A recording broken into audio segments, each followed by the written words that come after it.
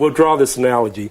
The upstairs is Iowa. Okay. And what happens is that although you added a little bit to Iowa, it's almost like transplanting a Californian to Iowa. Oh, okay. If you don't understand analogies, just don't use them. It's like a pig on a tightrope. Now, the first few months as a Californian, you're going to watch what you eat. You're going to exercise. But after a while, you're going to start hitting that bacon. Well, we like bacon. So the way we look at this is that this part that got added to is really kind of like a Californian that's been glommed onto Iowa. So we will look at your house as a characteristic house of the state of Iowa. Is Mr. California saying that Iowa is bad?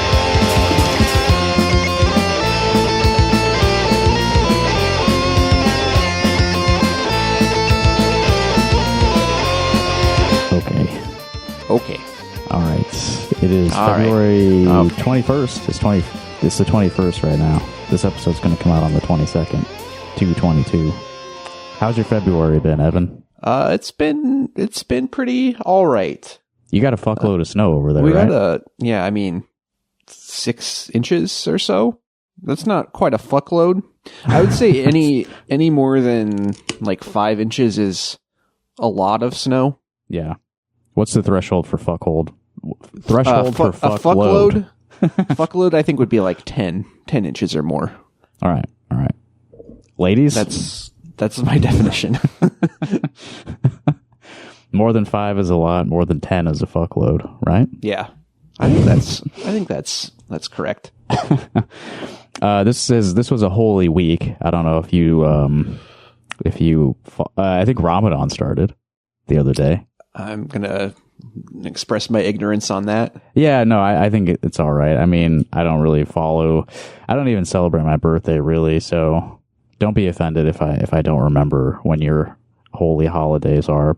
Yeah, let me check. I think Ramadan started this week. Yeah, looks like it started Tuesday. on the 17th. Yep. But the one that because I am embedded culturally in the Christian tradition, I did know that Ash Wednesday was this week. Mm-hmm. And the leader of the Iowa left, Rob Sand, he had a message to share on Ash Wednesday. Are you okay with that title for him? Leader of the left in Iowa? Yeah, I think it's leading true. Voice of the left? Yeah. Leading radical liberal voice? Yeah. He's on the vanguard of the revolution, Rob Sand. He shared this message on Ash Wednesday. This Ash Wednesday, you know what, before I read this, what is Ash Wednesday? What's the deal with that? Like, why do they do that? I don't really know why they do it. I used to do it, and I couldn't fully answer that question, I don't think. It's like the first day of Lent or something. Yeah, that's correct. And then you smudge like ashes on your face. Yes, you get that's part of the thing. A cross is you get or something. A cross on your forehead, kind of Charles Manson style. Well, his was upside down, wasn't it? Well, his cross had a couple extra lines on it to make it sort of a windmill shape. Yeah, okay, I gotcha. I haven't looked at pictures of Charles Manson recently. I actually looked at a picture of Charles Manson about an hour ago. So, yeah, it is the beginning of Lent, but I used to think that this is the day that Christ was crucified, but it's not nearly close enough to Easter. So I don't know what the significance of this actual day is, Ash Wednesday. I don't know. The whole thing is you're supposed to be thinking about how he was killed and gave his life for you. So for this period of 40 days, you can not jack off for a month, right?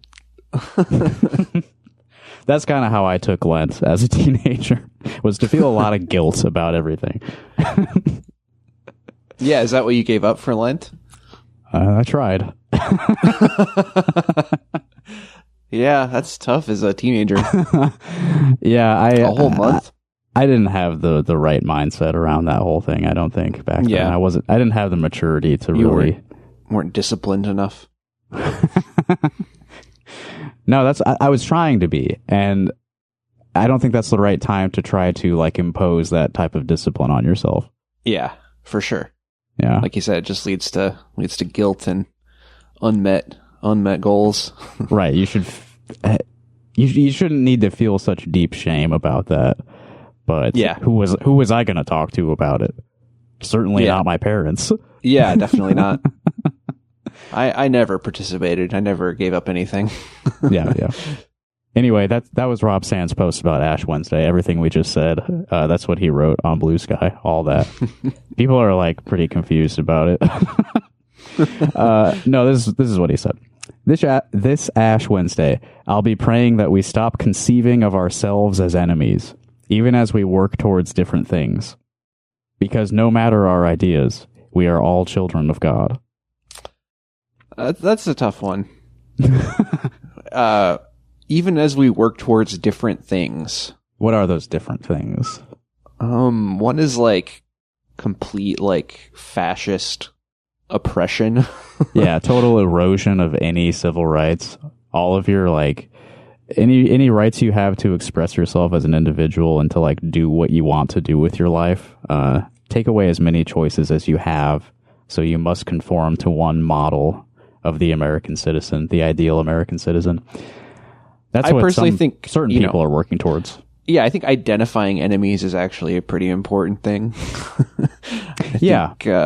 I think there are people out there who are, I would consider my enemy and the enemy of all that is good. Yeah, and I think if you don't recognize them as enemies, yeah, you're like surrendering to their vision of the future. Yeah. Because if you're not my enemy, then there's no reason for me to oppose you. We must collaborate and build a consensus with these monsters. We are all children of God, as he says, but some of God's kids are just real. What if some of God's kids have bad vibes? They're real stinkers, some of those kids.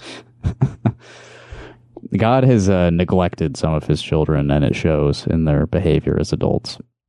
Well, we should talk about probably the biggest piece of news this week. It's really been the talk of the town over here in the Iowa City area. And this is such a big piece of news that it has received national attention. I'm actually reading from the New York Post here. So whatever happened in Iowa City made it so big that it appeared in the New York Post. Wow.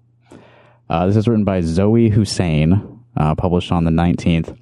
Disturbing viral body cam footage captures dozens of shirtless, blindfolded University of Iowa pledges covered in food in frat basement. So I vaguely recall news stories about this at the time. This is a video from November of 2024. I think a lot of us may have been distracted by other news at the time, but yeah, definitely. But yeah, there was a big hazing incident at a frat house in Iowa City. Does it say where this was? The Alpha Delta Phi fraternity. Not that I could distinguish between any of these frat houses, but yeah, I'm looking at the video now. I don't think this is the one that got like ransacked a few years ago because they were harboring a rapist. I don't think it was that one. Yeah, we talked about that, I remember. Yeah, but I don't think we ever talked about this. There was this crazy hazing incident. It made news at the time, but I didn't really know any details. Now we have an over hour-long body cam from a cop who like showed up at this frat house and witnessed this crazy stuff. Yeah, I think they might have been harboring some not so great people themselves at this particular frat. I mean, it is kind of a thing that a lot of them seem to have in common. Yeah. This is a place for aggressive, abusive young men to congregate. Seems to be a big thing with fraternities. That's what it means to be in company with other young men, right? Is to sort of embrace the darker sides of masculinity and harm each other and harm others. Is that what it means to be a man? I don't think I agree with that. This is just part of, coming of age, growing up. You blindfold a bunch of your fellow guys in a basement and throw food at them. Yeah, well, these are all children of God. I mean, they're they've grown up a little bit, but they're still. I mean, they're college students. Those are children. Yeah, in my book, which means they're innocent. Got them. The thing is, we're only really seeing the aftermath of whatever hazing was happening. So it kind of leaves a lot to the imagination, and that's honestly more frightening. Because you think like, oh God, what were they doing? I mean, like, yeah, I've seen hazing before. This one is very weird because like no one, they're like not even responding to the police. Yeah. They're just standing in silence.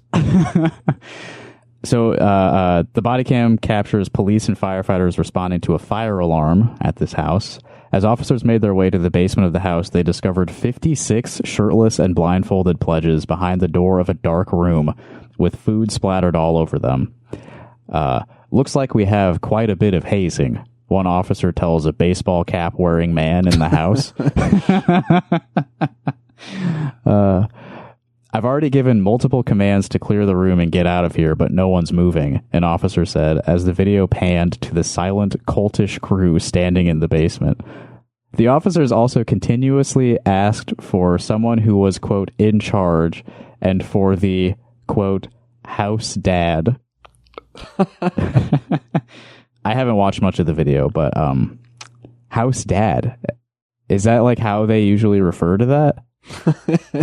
I don't think so, but I kind of like it. Yeah, where's your daddy? Mr. Policeman is here to talk to your father, young man. I mean, these kids are disciplined. Someone told them not to talk to anyone outside of the frat, and they fucking, I don't know.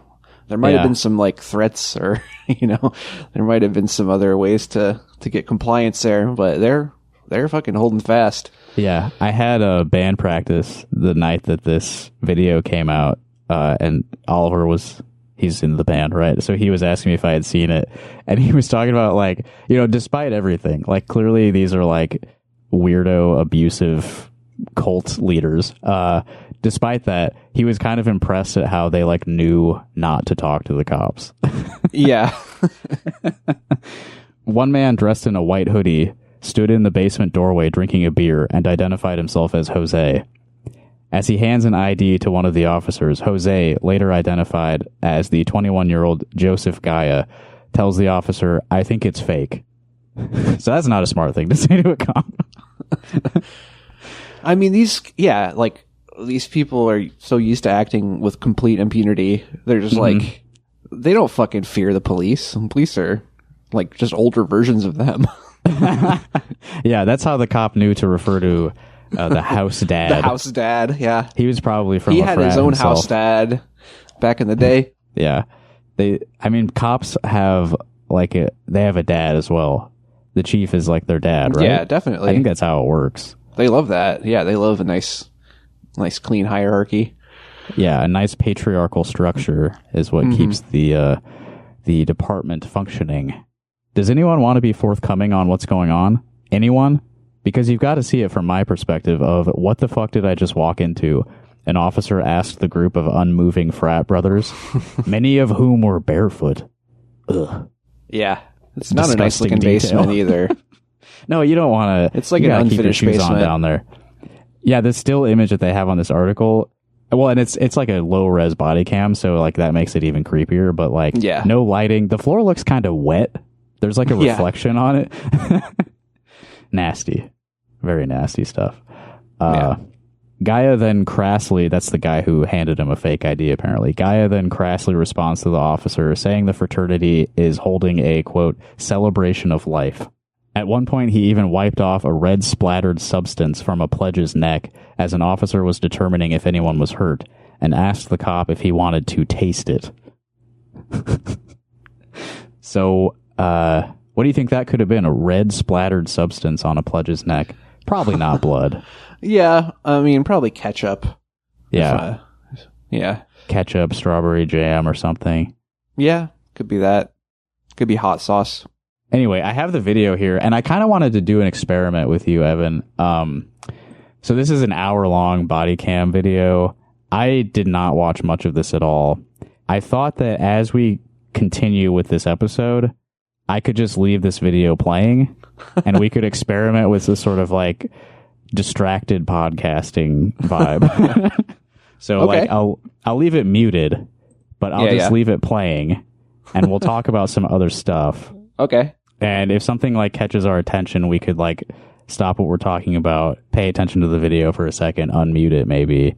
And I don't know if this experiment will be like, it'll serve like to make a good podcast, or if it will undermine any sort of like good quality our podcast has. But I think it's an idea I had, and maybe we can give it a shot.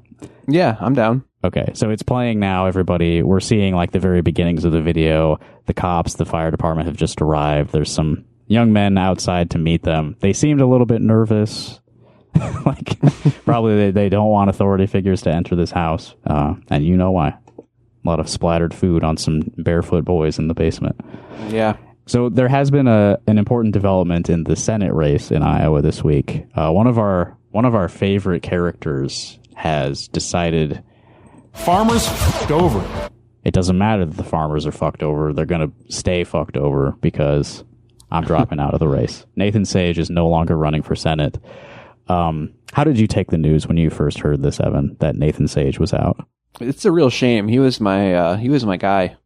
Out of the three, I mean, he's definitely the most like interesting. Yeah, he's the most fun character, I think, of the three, because he doesn't have a political background, right? Like, he's never held elected office. The closest thing is he ran like a chamber of commerce in a small town.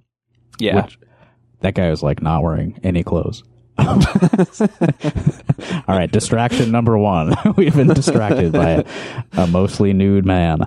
But yeah, Nathan Sage, he doesn't have a history of like being in the state legislature. So Josh Turek, Zach Wahls, they're kind of one model of a potential senator, and then Nathan Sage definitely was breaking the mold. But there's a reason that people with no political experience do not typically win Senate races.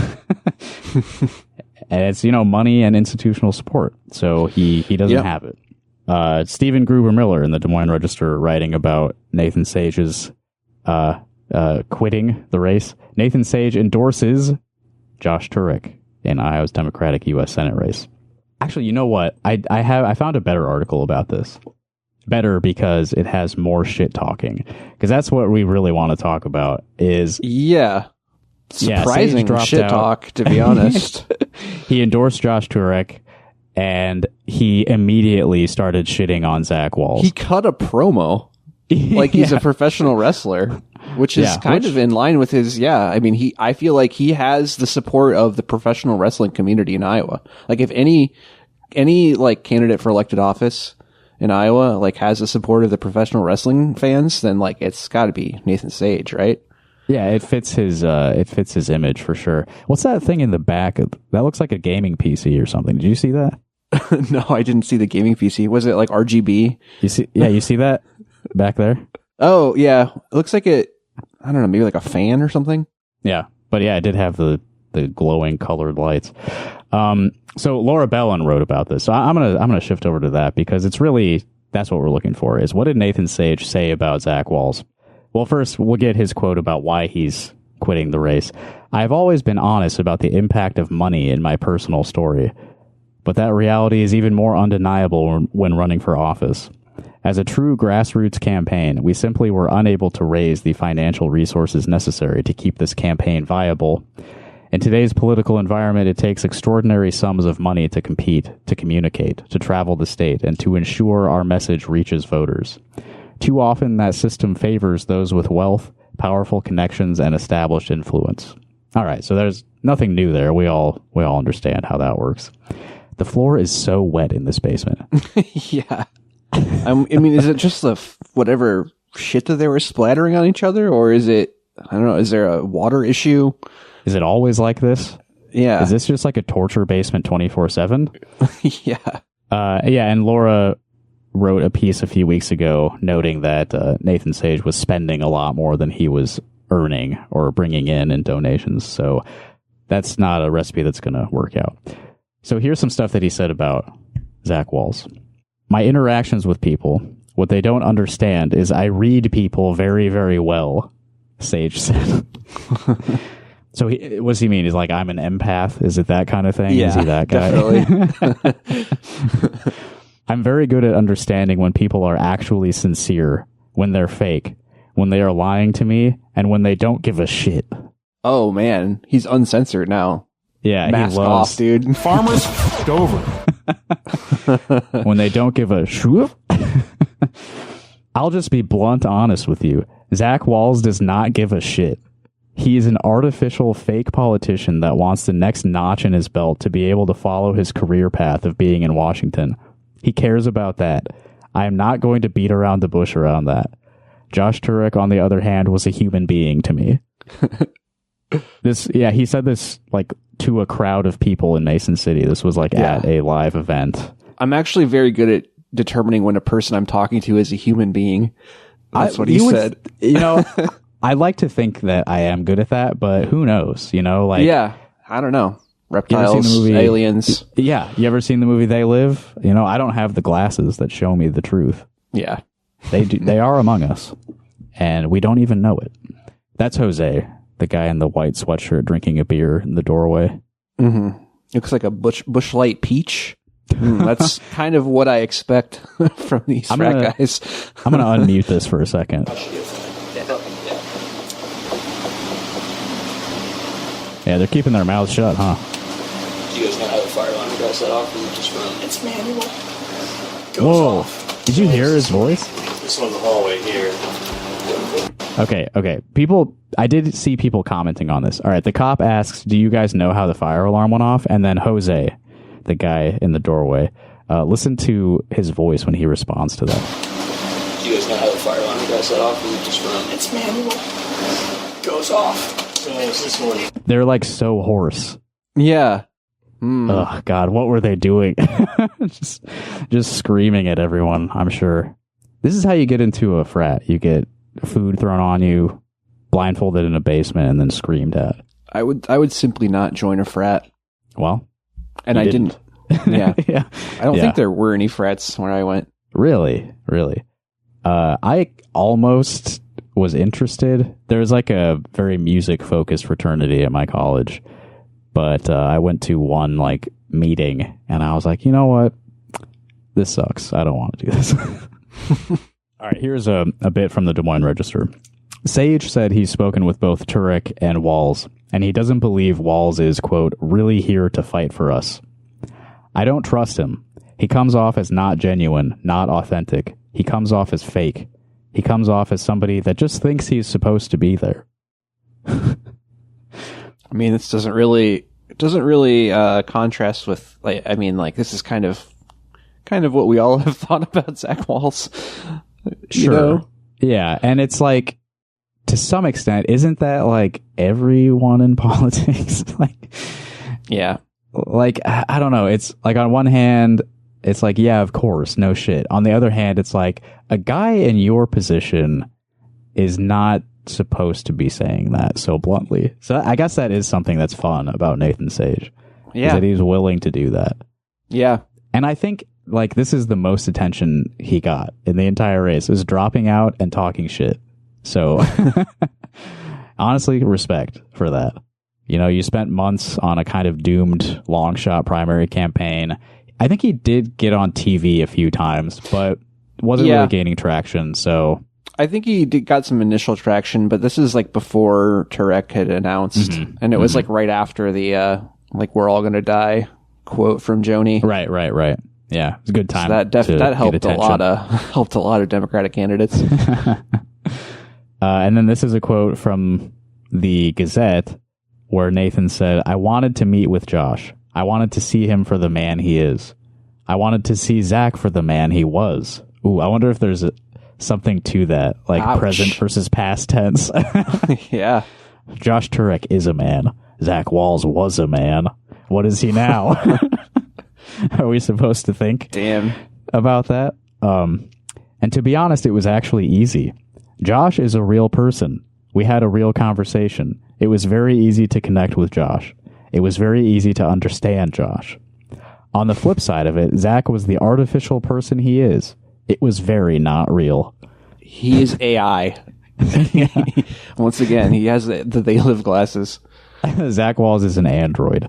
He just sees like Matrix code when he sees Zach Wahls. He had his staff there. he didn't give me the courtesy that Josh did, where the conversation was man to man. It was more of another transactional moment for Zach. And I love thinking about like the invitation that Nathan sent to both of these guys, where it was like, meet me on this park bench. Yeah. 7:30 p.m. Come alone. and he's so offended that Zach brought staffers with him. I mean, I don't know if these guys ever spoke to each other before, but Yeah. you know. And actually, what's really funny about this is like the day that Nathan dropped out. I don't know if that's in this story, but the day that he dropped out, Zach Wahls did release a statement that was like very like supportive of Nathan. Yeah, right here. It's in the Register article. Nathan ran a spirited campaign, and I respect his decision.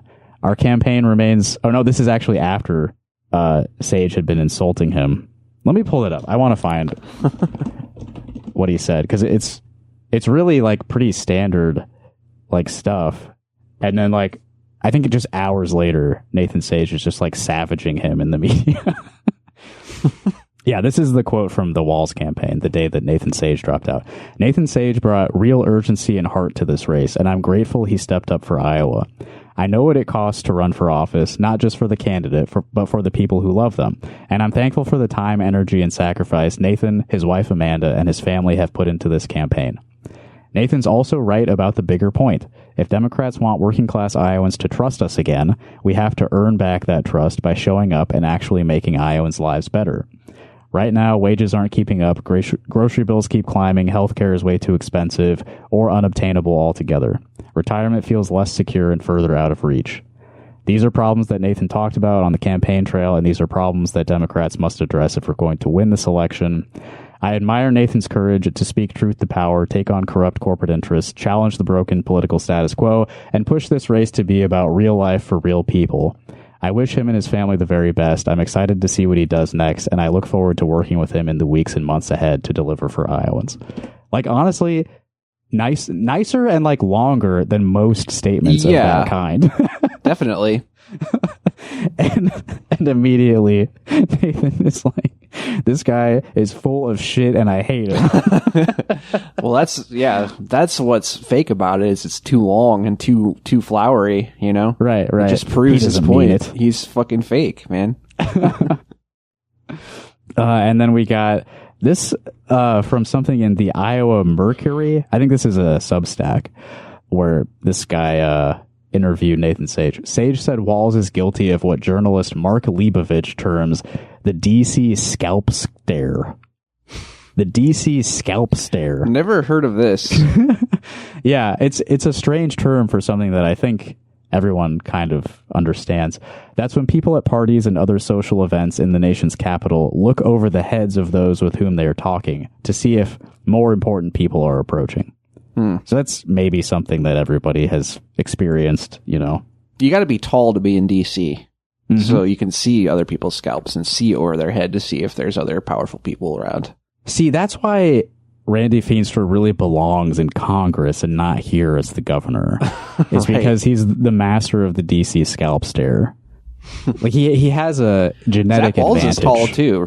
Yeah, absolutely. So yeah. I mean, this is not really appropriate to say, but he's certainly taller than Josh Turek. Yeah, that's true. That is true. He has an one was innate you advantage. you could say a very like significant height advantage. Yeah. But we like our politicians to be grounded, you know, and not, you know, super high. You know. That reading about the DC scalp stare made me a little bit like self-conscious because I have trouble maintaining eye contact in a crowded room.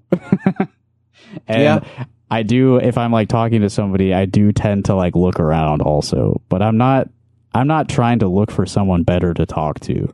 Yeah. You You're know? also not a politician.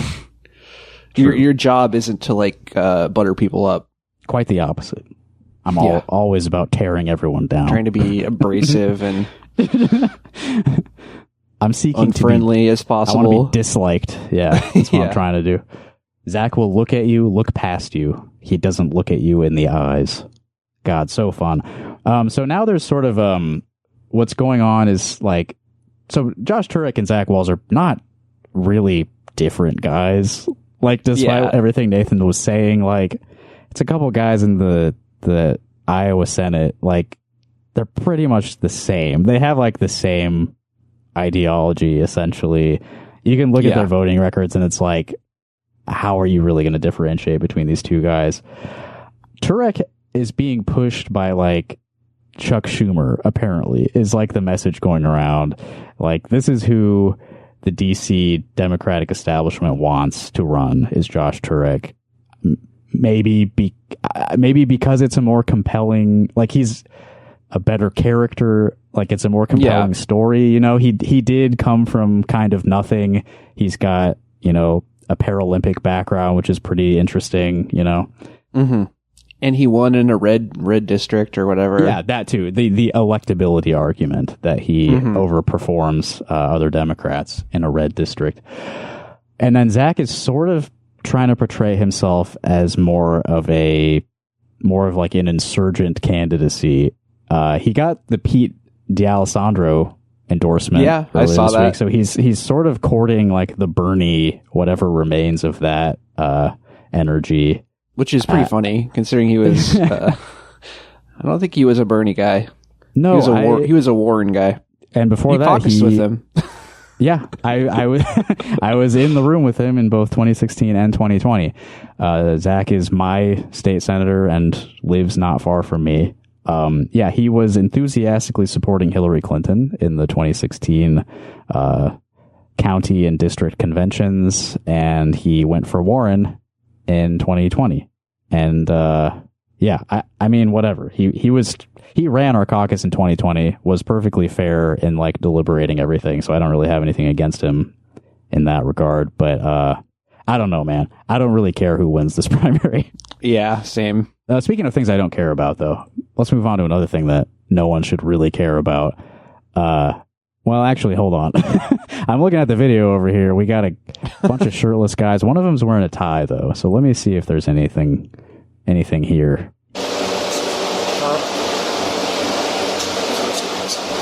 Oh, yeah, we gotta go. Oh, shit. He's opening another door in the basement. Who knows what's going to be behind the door here? It's like environmental horror. Yeah. Is anyone hurt in here? Oh, no.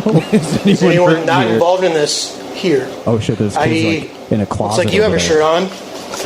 Looks like you have a shirt on. How about you two come over here? Yep. You in the gray shirt and the other shirt. Well, he looks like he's involved. So yeah, both of you come over here. Yes, sir. And follow me here. Yes, sir.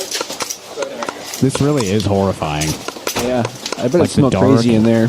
There's like what's going on? Blankets and shit all over the floor. You're just saying that you're saying anybody over here. I don't know. Don't know. What year are you? I'm a sophomore. Sophomore? Junior? Milliken, sir. Yeah. Take these two, ask them questions about what's going on their arms. Okay. You guys want to go step Give me a second, though. So obviously you're not one of the ones with their shirts off getting thrown stuff at, right? No, sir. So who's doing that? So why are you responsible for the house? That's me, sir. That's not what I asked. Just told you. I'm not sure who's... Go ahead on two. Eric, I told you. Why are you asking me? Because it sounds like you're responsible for the house. You hear that raspy voice in the background? It's Jose. Yeah. On my way up. You guys stay here, okay? Yes, sir. I'm not done talking with you. Hey, Ford. They're definitely kind of leading this thing. So I gotta go talk to Carlson, so... Wow. Cops will totally lie about you. He said they're definitely leading this thing. He doesn't know that. Yeah. He doesn't know that. They didn't say shit. I saw earlier there was a TV in the upstairs like living room, and it had some cartoon. It looked like Rick and Morty. I'm not sure if that's what it was, but I feel like that's an appropriate thing for them to be watching. Yeah, well, that's a show for very intelligent people. You gotta really pay attention if you want to get the full effect of the... Elon Musk is a huge fan, I hear. Brilliant sci-fi writing. Elon Musk, I believe, appears in an episode, if I remember right. I've never watched it. There was a run where he was like getting guest roles on all of his favorite shows. Yeah. There's an arc in a season of South Park featuring Elon Musk, which I hope they are ashamed of now, but I don't know. Yeah, who knows? Okay, so things I don't care about. Did you hear about the student body president of Iowa State University?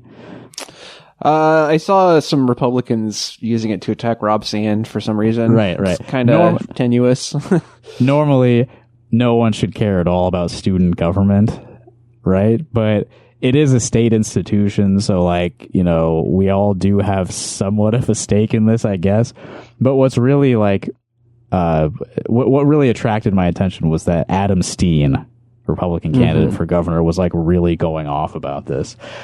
So Iowa State Daily, Olivia Moody, a college reporter, wrote about this earlier this week. The process of impeaching Iowa State University's student body president, Colby Brandt, began during the student government's Wednesday meeting. Colby Brandt, you know, you could probably play this game with a lot of the roster of Iowa State. It's like country star or student at Iowa State University. There's probably a lot of crossover there. Yeah. Colby Also, Brandt. it's pretty awesome that he's like named after like an agricultural company, and he's the Iowa State University president. That's pretty awesome. Yeah. I think I saw Colby Brandt at the county fair a couple years ago on the main stage. Colby Brandt, a senior, playing them country western. None of that modern country stuff though. He didn't. He didn't start. Classics. He didn't start rapping. No, he didn't start doing the country rap. I saw a post the other day that was like, all modern country is basically just it's hip hop, but like trying to remove all like black influence. Yeah, I mean, yeah, basically that's not really new. I feel like that's been going on for like definitely 20 years. Yeah. All right, so the student government brought articles of impeachment against their president, which I feel like that's probably pretty uncommon. Yeah, for a student government to do, right? Like, I can't imagine caring enough to like go through this process. But Colby Brandt has been under fire since being allegedly involved with the Campus Victory Project, a nonprofit interest group funded by a conservative organization, Turning Point USA, which has been accused of influencing student government elections across the country, including ISU. I think this is the first time hearing of it, but if it's a TPUSA thing, it's obviously the intention is to inject right-wing ideology into a college campus. That's their whole reason for being. Yeah. So I'm sure there's some underhanded tactics going on here, and the rest of the students are right to be suspicious of him. Yeah, well, because it was revealed that he signed a non-disclosure agreement with this organization, and that they had given him an all-expenses-paid prospective victory retreat. Yeah. And also instructed him to recruit other Iowa State student government people into this organization. Right. Yeah. And that's a lot of that is in this article, that like they have text message records of like him going on this trip and like bringing other members of the student government on this all expenses paid trip. I mean, come on, what's the purpose of that? You're bribing people to like further the goals of TPUSA, you know? So, you know, they brought articles of impeachment against him for things like violation of the oath of office, malfeasance of duty, failure to serve the interests of the student body. And for each of these, the vote total is like incredibly lopsided. Like, violation of the oath of office, 23 of the student senators voted to impeach on these grounds. One person voted no. Malfeasance of duty, 23 voted in favor, 0 voted against it. So like the student government is pretty united against what this guy Colby Brandt was doing. And I can't imagine that the student government of Iowa State is particularly left-leaning. That's not the reputation that school has. Yeah. So I don't think this was entirely ideologically motivated. I think that the rest of the student government genuinely believed that Colby Brandt's actions were unacceptable. Mm-hmm. and his association with this this right-wing propaganda outfit was not a good thing to have the leader of the student government involved in. Yeah. Now, in comes Adam Steen. This is a Facebook post from the other day. He says, "This is utter insanity. The Iowa State student body president is facing impeachment, and not for failing students, but for who he chose to work with off campus. Let that sink in." Man, this guy sucks. Adam Steen is such a loser. Yeah. Like, it's very funny that you're all still these saying that Republicans think that he has a better chance than Feenstra of winning. I mean, you're choosing two bad fucking options. Yeah, I can see why they are attracted to this guy over definitely. Randy, right? Because Randy is so transparently just empty suit. Like, Steve King is completely right about him. Like, this is a guy, they just like grabbed him off the shelf to get rid of Steve King. Yeah. Doesn't really stand for anything. Just an empty body. An empty, very tall body. Adam Steen at least plays the role of like a committed, crazy ideologue. But just that manner of speaking and like his sort of like fire and brimstone thing, like he comes across as really whiny. Mm-hmm. Oh, that's a conservative influencer. Of course it is. Yeah. Staple. We all remember Joel Kurtnitis. Yes, absolutely. and others, but yeah. Let me just reiterate that. We all remember Joel Kurtnitis. We all, right, everyone? Yeah, we definitely all remember Joel Kurtnitis. He's a very memorable guy. Don't you all listening out there? Don't you remember him?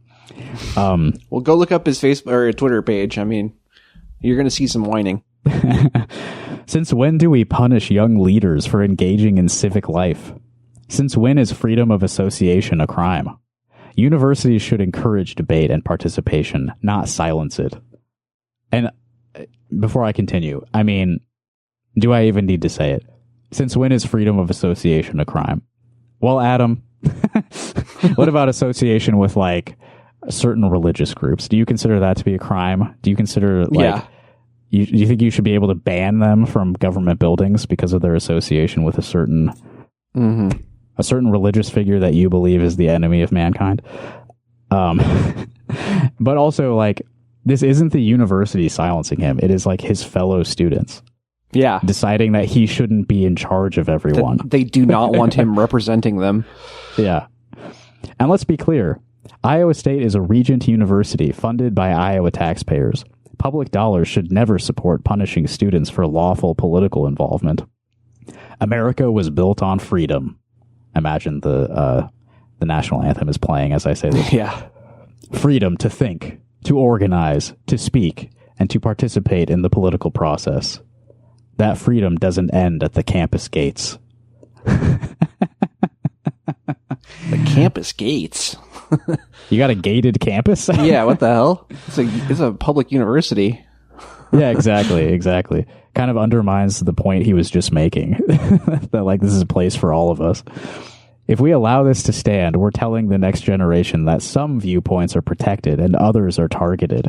You know, Adam, I wonder if any other recent events of the past few years have really driven that point home to college students all across the country, that certain viewpoints are protected and others are targeted. Like, goddamn, dude. Like, do people really not remember? Has it been so long since we had like SWAT teams invading campuses because people were protesting a genocide? Yeah, because people were sitting in the courtyard. Yeah. Like, come on. Like, I have friends who, like, university cops showed up at their house because they were suspected of involvement in a planned encampment that didn't happen.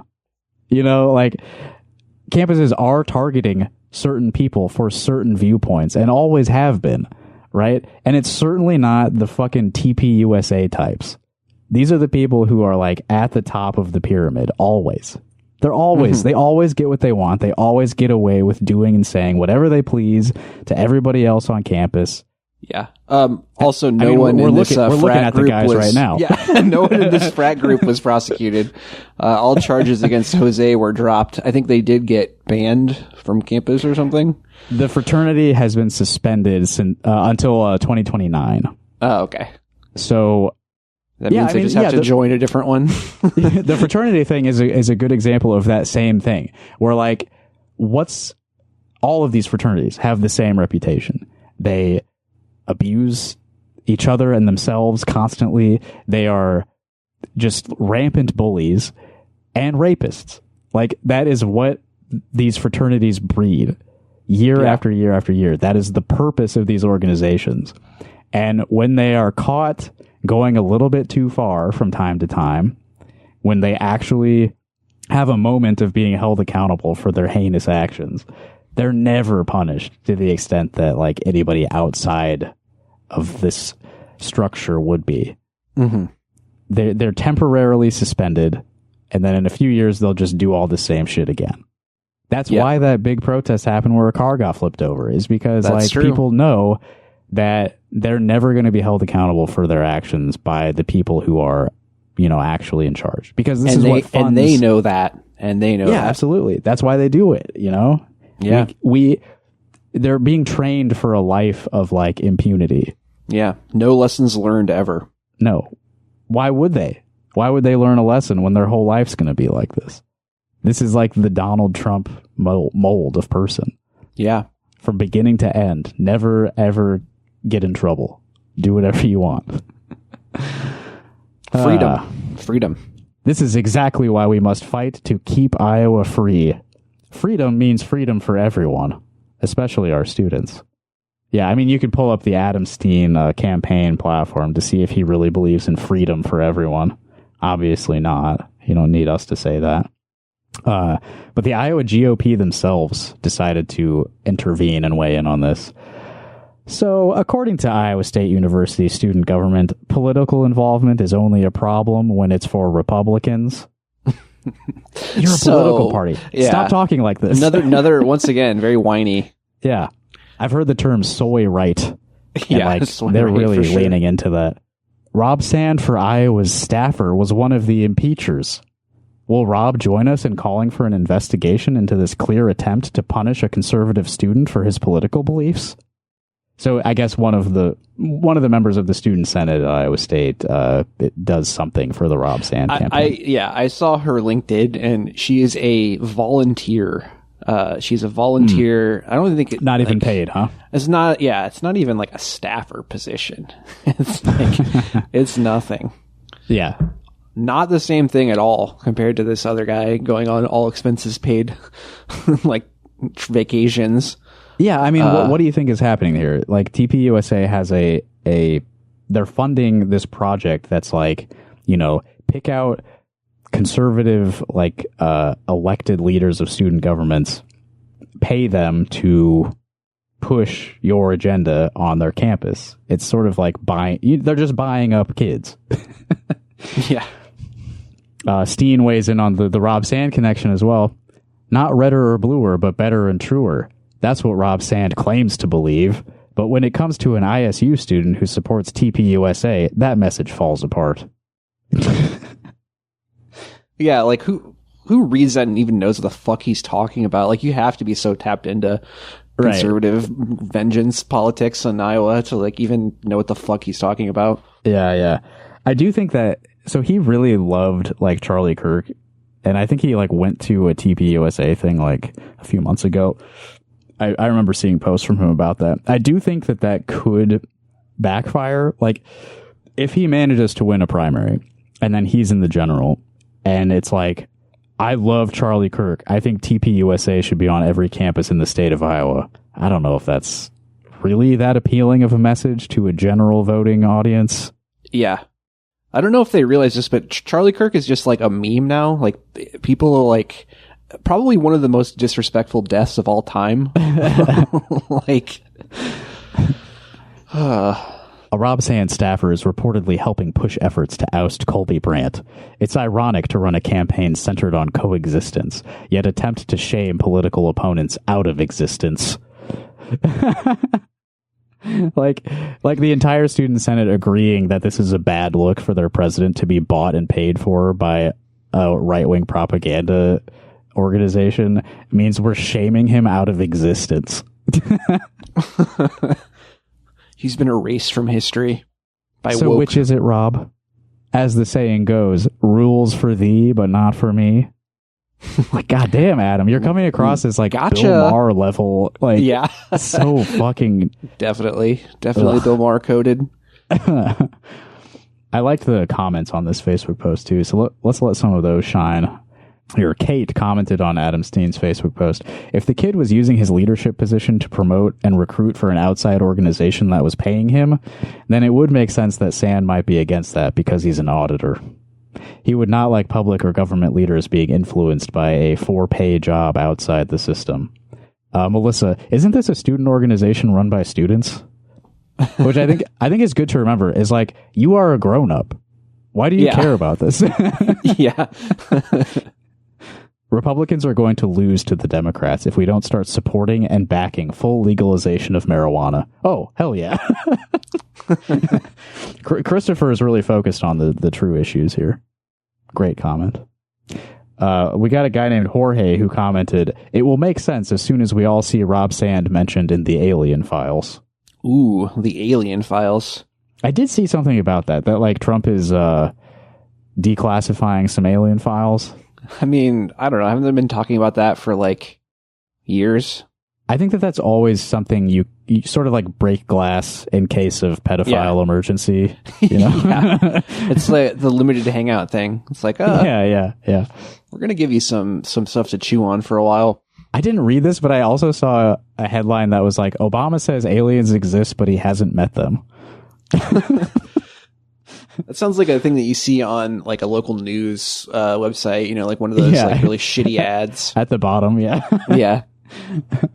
Yeah, and then like everybody in the comments is pointing out that like this was a nearly unanimous vote by the student body government. This is clearly not like Rob Sand pulling the strings in the background. Yeah, we're going to let Rob Sand off the hook on this one. Honestly, he did nothing wrong. You know, he's not above like, you know, operating in the shadows, pulling strings to like, you know, putting his finger on the scale of a primary election, for example, for State House. But I don't think he's petty enough to care about what's happening on Iowa State University campus. No, definitely not. Like, and if I don't remember if he said anything about Charlie Kirk, but if he did, it was supportive. I'll stake that claim. That's true. That's yeah. I don't know that that's true either, but it is true in my heart. Yeah. It's spiritually true. Also, sure. I don't think like I don't know if just like if this guy, the president of the student body, was just like volunteering for another political campaign, like I don't think that would have had the same like impeachment vote. Like no, yeah. It's like, are we surprised that people who are involved in student politics are involved in like other local real politics? Yeah. Like that's not that surprising, but like that's getting commonplace. paid for like getting like jumped into this like fucking this Charlie Kirk organization is a little different. Yeah, being a paid operative of a right-wing media operation, basically. They probably do hazing there. They probably do. They bring all these kids from all over the country, this retreat, and then they put them all in a basement and like smear food all over them. Yeah. That's what they did. That's why Charlie was killed. It's because of, you know, he was at the top of that hierarchy, encouraging that behavior. And eventually, you know, you hurt somebody enough, they hurt you back. Yeah. Charlie was a frat dad. So I guess that the Iowa State also has a Supreme Court. Like, do colleges all have like 3 branches of government among their student body? Like, I don't think a normal person knows any of this. That like colleges have all of this. But no idea. So, you know, it was a nearly unanimous vote by the Senate to impeach this guy, but it went to the Iowa State Supreme Court. And they overturned it. They did not support the impeachment. So they must be in Colby Brandt's pocket. I'm guessing that the the justices of the Iowa State Supreme Court, not Iowa the state, but Iowa State University Supreme Court, they are also part of the Campus Victory Project, I'm sure. Adam Steen is very happy about this. Happy to hear the news about Colby, but saddened that it had to happen in the first place. This isn't the first instance, and it definitely won't be the last. Yeah, are you sure? This has happened before? I didn't hear about it. As Iowans, we have a duty to ensure Rob Sand doesn't win in November, so this doesn't spread across the state. We must fight to keep Iowa free. And then, like, the top few comments are like, wait, Rob Sand, what? Yeah. What are you talking about? You just sound like a fucking weirdo. Like, I mean, I guess this is what Rob Sand is banking his campaign on. Mm-hmm. And they're helping him. They're helping Rob Sand win. I guess, yeah, this is like the typical sort of conservative projection thing where they accuse their opponents of doing the shady things that they have always been doing.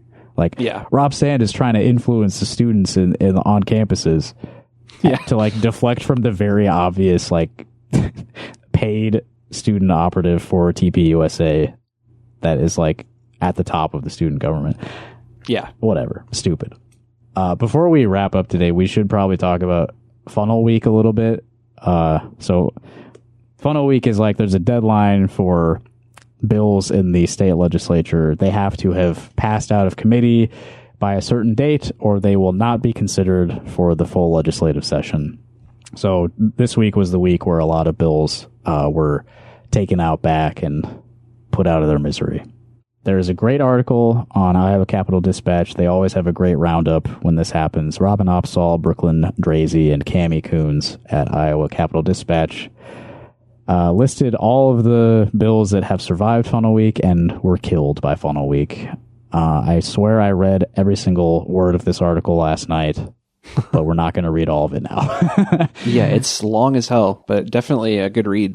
Lots of bills. Lots of bills. Here's one that survived. It's very relevant to what we were just talking about. House File 2512 proposes having the Iowa BOEE, which is the Board of Educational Examiners. I was forgetting what the second E was. Disqualify applicants and revoke licenses or certificates for people identified as, and this part's in quotes, publicly celebrating any act of politically motivated violence, including the unlawful killing of Charles J. Kirk. They had to specifically shout out Charles Kirk and this fucking this law. That's pretty crazy. Also, yeah. I saw it was like retroactive to the day that he died. The measure would be effective retroactively beginning September 10th of 2025. The measure, okay, this is crazy as well, like what they added to this. The measure was amended by the House Education Committee to also include language requiring school boards to extend their school calendar by 1 day for each day a student protest occurs at any school in the district. That's funny. The proposal would also require education licenses to be revoked for teachers and administrators leading or encouraging student protests. This all sounds like the First Amendment. This all sounds like it really fits with the principles of the First Amendment of the U.S. Bill of Rights, that you cannot have a certain job if you thought it was okay that a guy was assassinated. I like that they're basically trying to punish students by being like, oh, you want to protest? Well, you like school, right? Well, here's some more of it. Like, say goodbye to your summer. Yeah, goodbye to your summer. Yeah, and like what are the things that students are protesting about, like doing the school walkouts about? It's like, I mean, again, genocide stuff, and then like ICE invading their schools, like literal children being fucking captured, right. Their own friends being kidnapped and taken to a concentration camp by their government. You know, I'm honestly, I would not. I'm not going to be scared to lose my license, you know, to encourage students to give a shit about each other. I think this is anti-human legislation is what they're trying to pass right now. Nothing new, of course. You know they hate us. We hate you. Just wanted to throw one of those in there. God, there's some stuff in here that's like really funny. I just have to remember where they are. Yeah. House File 2171 would eliminate immunization requirements for Iowa K through 12 students in order to attend school. Now that's freedom. Yeah. No more vaccine requirements. It's so fucked up. The measles thing. Yeah. Dr. Oz had to be like, please vaccinate your kids. Like, god damn. Yeah, of all people. All right, this one's not fun at all. House File 2557. The state's child abuse and child endangerment definitions would have exemptions for issues related to a parent not choosing to affirm their child's gender identity if it differs from their assigned sex at birth. In addition to these definitions, issues related to gender dysphoria could also not be considered during foster parent licensing or adoptive parents and custody during divorce proceedings. So essentially, this is attempting to codify into law that conversion therapy is not abusive. Mm-hmm. That's the effect of this, is that parents have the right to dictate the lives of their children, including their own identities and how they express themselves. Nasty. Parental rights, you know? Yeah. Is this one that survived or died? We got to talk about this, but I can't remember if it was... Yes, this is one that has survived the funnel. It involves basically porn websites. This is House File 864. Online entities containing obscene materials would be required to verify users' ages by checking government-issued IDs, financial documents, or other reasonable methods. This passed through the Senate committee process. So in order for you to look at pornography on the internet, the website would have to have a copy of your driver's license on file. I don't really think that's going to stop people from watching porn. Yeah, I mean, so they're selling this as this is for age verification purposes, right? Because you don't want kids to be looking at pornography. But yeah, in places where this has been enacted, I know that like websites have instead opted to just block access to their servers from certain locations. Use code Caucus, CAUC at NordVPN in order to get a method to bypass things for real. like this. For real. Yeah, if you don't know about VPNs yet, you know, might become necessary as the United States continue to fracture and pass really stupid laws that fuck up everything regarding the internet. This is what I thought was really funny, though. Another proposal, House File 2606, and sorry, the lights are on now in the basement where the cops had found all these shirtless kids. So I think that light I was seeing that I thought was a gaming PC was a speaker. So were they like blasting horrible sounds at these kids? They must have been, yeah. Oh my god, look at that floor, dude. I know, that's awful. Oh, God. This is like Abu Ghraib. Yeah. Holy shit. The floor is like gray and covered in shit. Were they like burning stuff down there? Oh my god, dude. Sick. Alright, so that was just like the cop taking pictures of everything with the lights on. God, they didn't have shoes on. Yeah. Okay, House File 2606 implements similar restrictions while specifying at least 1/3 of a website or online platform's content must be obscene in order to require age verification. That's such a good loophole. Yeah, our website is only 32% pornography. Yeah. It's just gonna look like YouTube, and there's gonna be a link that's like, oh, here's all the porn. Yeah, it's like having a beaded curtain, right? Yeah. Yeah, literally, yeah. It'll just be like a bunch of, 2/3 of it is just AI slop, and 1/3 is just like pirated pornography. Yeah. And I mean, porn sites already have age verification, right? You go there and you click the thing that says I'm over 18. Yeah. That's verified, right? Nobody has ever lied about that. But I'm wondering, like, how would they possibly enforce that 1/3 rule? Yeah. Who's auditing that? Yeah, that's really funny. This bill would create a very important job and well-paying job, I'm sure, and that is obscene website auditor. Yeah. Where your job is to look at every website, look at all of their content, and calculate what percentage of that content is obscene. There's going to be a lot of applications for that one. Yeah, I'd love that job. Obscene website You auditor. said it. You said it. Get me in there. I can do that. I am qualified.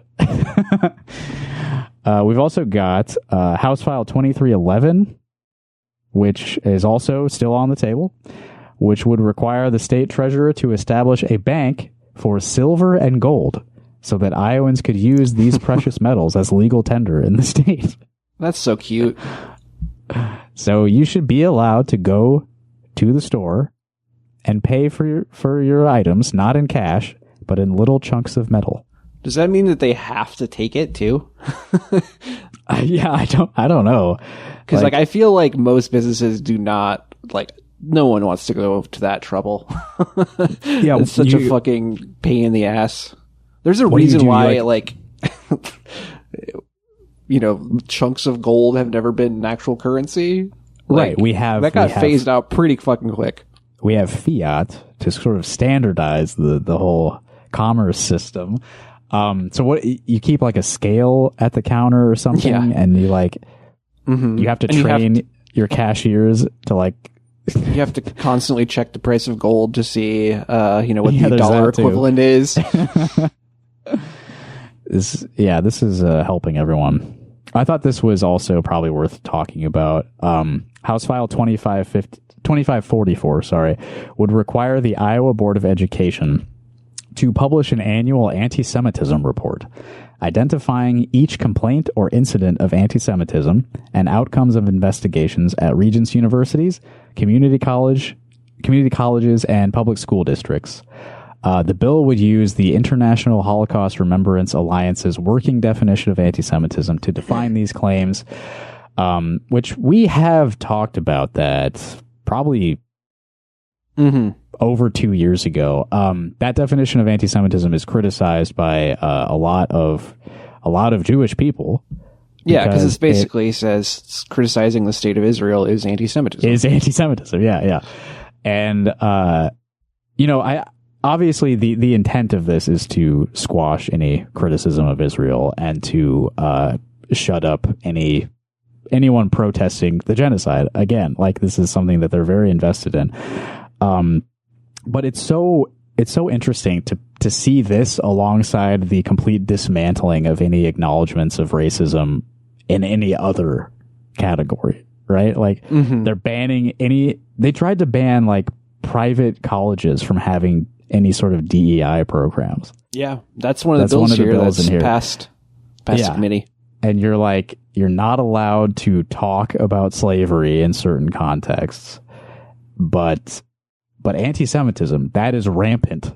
That is rampant at all schools, and we must report to the state any incidences of anti-Semitism. Why are you elevating this above any other forms of discrimination? I wonder. That doesn't help anyone, I don't think. And we should probably talk about something that didn't survive. Yeah, there's some of the stuff that we talked about has not survived. So the no-fault divorce thing did not survive. Yeah. Over-the-counter hydroxychloroquine did not survive. Yeah. The abortion ban did not survive. That's not because they didn't full want abortion it, ban but didn't. the full. Yeah, I'm sorry. The mail-in, the restrictions on mail-in they have or telehealth pills. Yes. Yeah, yes. they're there's a bill to only allow those pills to be dispensed in person. Or prescribed in person. Yeah. And that they have to give some shit I don't know, some weird, I guess I saw something about a reverse abortion. I was like, what the fuck does that even mean? Yeah, there's something about reversing the effects of abortion pills. You have to provide that information to the person receiving the pills or something. Yeah. There was one we mentioned a week or two ago where my representative Dave Jacoby called it the worst written bill he's ever seen, which was about establishing due process rules at state universities. That one did not survive. Oh, yeah. House File 2141 proposed creating a committee to study whether one or more counties in Illinois bordering Iowa should become part of the state. Representative Taylor Collins told reporters he believed there could be a benefit for Galena and other rural Illinois communities to become a part of Iowa. The measure was not scheduled for a subcommittee hearing. So it's almost like you were just trying to get attention. Yeah. Do we really want Galena? I mean... I don't know, man. And then here's one of their library bullshit bills. Senate File 2119 proposed removing current exemptions built into the state's obscenity laws for public libraries and schools. Iowa law provides penalties for distributing or displaying obscene materials containing depictions of sexual acts and material involving nudity or sexual abuse of minors that lacks literary, artistic, political, or scientific value when considered as a whole to minors, but includes a provision stating these laws do not ban the use of appropriate material for educational purposes in accredited schools, education programs, or libraries. So, I mean, basically, obscenity laws are like I feel like it's very gray in general because it's always relying on like a judgment call from somebody who may or may not, Yeah, well, except for you as the obscenity auditor. The applicant for the obscenity auditor, you know exactly what is obscene and what isn't. Sure. It's my job to identify it and to quantify obscenity. So I am a professional in this regard. And I do. So, that definition there of like sexual acts, material involving nudity that lacks, quote, literary, artistic, political, or scientific value. I mean, how comfortable do you really feel claiming that something has zero literary, artistic, political, or scientific value? Like, even things that I find offensive and like worthless. Yeah. How can you say it has zero value? Yeah, there's a lot of bad art that you can still, get something out of.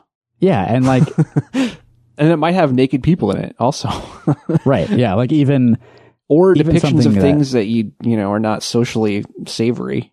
Right. Yeah. And it's even the act of like observing and criticizing that thing holds some value for the person doing that, right? So like, how do you really say that it has no value? Anyway, it was obviously the intent was just to target libraries because public libraries are an enemy of fascism in general, and trying to smear libraries as like peddlers of smut to children has been part of the project for the past few years. Everyone's familiar with that ongoing project, and fortunately this little attempt has failed for the time being. Library staff and advocates said removing this measure, the obscenity exemption, could result in nuisance lawsuits being filed against libraries and schools for having materials that do not meet the legal definition of obscene, but that certain members of a community want removed from a library. So almost like they completely saw through what the intended effect of this bill was. It was to bury public libraries in nuisance lawsuits from psychos in their communities. Yeah. Well, rest in peace to that piece of shit. Okay. You should definitely read that full article to learn about what your state government is trying to do and failing to do. I think that it was very informative, even though we only talked about a few pieces of it. That's really all we got time for today. Yeah, video's almost over.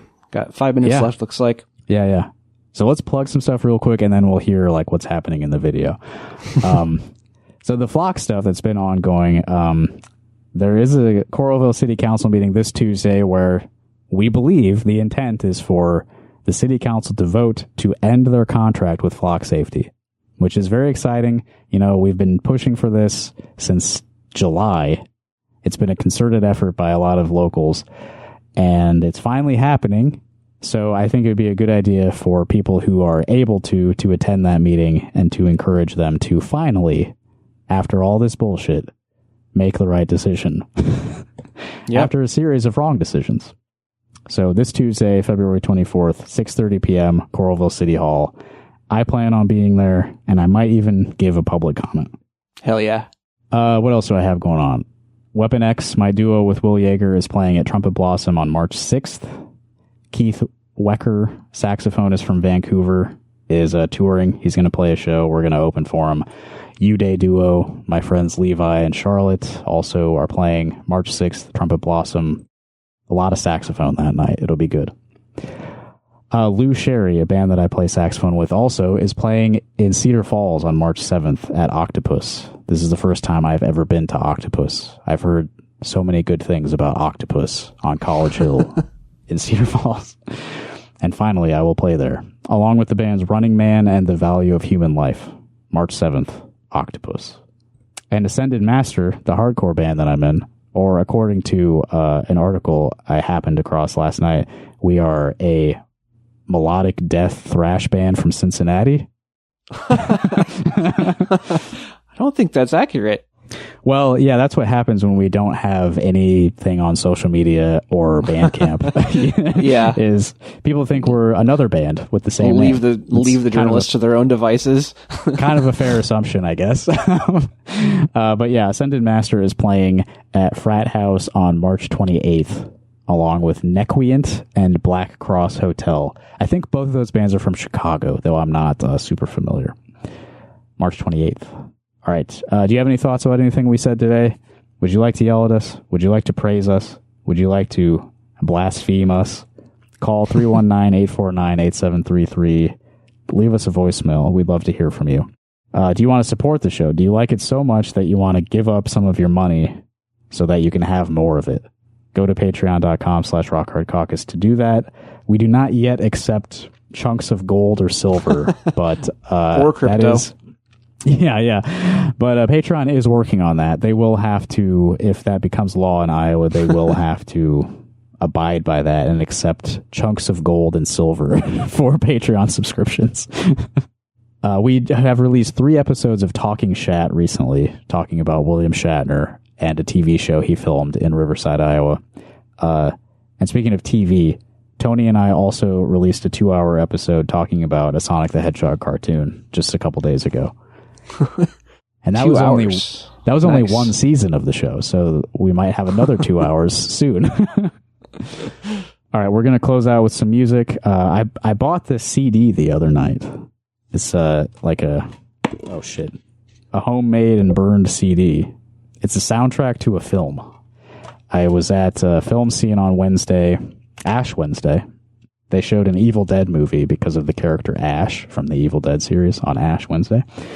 And before that, they played a new short film by a local filmmaker, Carson T. Morrissey. And when I got there, I found out that my friend Aaron from Early Girl did the soundtrack to this short film called Bleeders and was selling the soundtrack on CD. So I was like, you know what? I'm going to want a copy of that. And so we're going to end today's show with the title track from the Bleeders soundtrack. This was put together by Early Girl and Dust Angel. I don't believe this is commercially available anywhere, so you're going to have to find Aaron and demand a physical copy of this CD to hear this again. Exclusive, RHC exclusive. That's right. No one else is hearing this, probably. If you go to vimeo.com/matriarchfilms, you can find some of Carson Morrissey's work. But this Bleeder soundtrack is very exclusive, so we're giving you just a taste of it now. And with that, we will hear the end of the video. The cops are walking away from the frat house. I like it. So we will run with that, and I will have all of that documented available for you. Oh, and then you get the nice sound of him turning off his body cam. Pretty anticlimactic ending to that movie. Yeah. Well, you can go find it for yourself. I will link it in the Works Cited page for this episode if you want to watch that hour and 6 minutes for yourself. There's a lot we didn't comment on. Mostly just a bunch of guys standing around and, various rooms of the disheveled frat house. Mm-hmm. If there's one lesson to take from it, though, keep your mouth shut when the cops ask you questions. That is good. That is a good lesson. They were right to do that. Maybe not anything else they did in that video, but do keep your mouth shut when the cops ask you questions. Yeah. All right, see ya. Bye.